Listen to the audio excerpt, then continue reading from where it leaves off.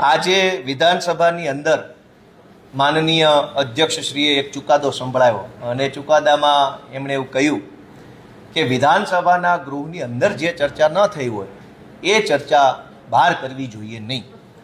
એ વાત એમની સાચી છે, કેમ કે વિધાનસભાની અંદર ચર્ચા કરવાની સમય મર્યાદા છે. દરેક વિષયો પર ચર્ચા થઈ શકતી નથી.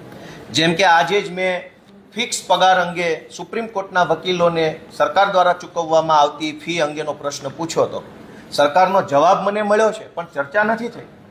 તો હવે જવાબ મળ્યો છે, જે ચર્ચા અંદર નથી થઈ એ બાબતે મારો પોતાનો રાજકીય અને સામાજિક અને કાયદેસરનો અભિપ્રાય શું છે એ હું મીડિયામાં કહેવા સ્વતંત્ર છું.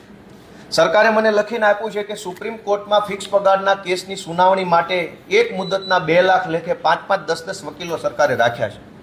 આની ચર્ચા ગૃહમાં નથી થઈ, પણ બહાર તો હું કહેવાનો કે સરકારની એવી તો શું મજબૂરી છે કે કર્મચારીને પગાર આપવાના બદલે વકીલોની પાછળ એક મુદતના 2-2 લાખનો ખર્ચો કરે છે.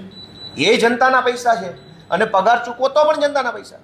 તો જે વિષયોની, જે મુદ્દાઓની સમયના અભાવે વિધાનસભામાં ચર્ચા ન થઈ શકે એ વિષયો ઉપર અમારું રાજકીય અવલોકન શું છે, અમારું સામાજિક અવલોકન શું છે, અમારી ટીકા ટિપ્પણી શું છે એ અમે કહેવા માટે સ્વતંત્ર છીએ, અને એ તો કહેવું એ અમારી ફરજ છે વિરોધ પક્ષ તરીકે.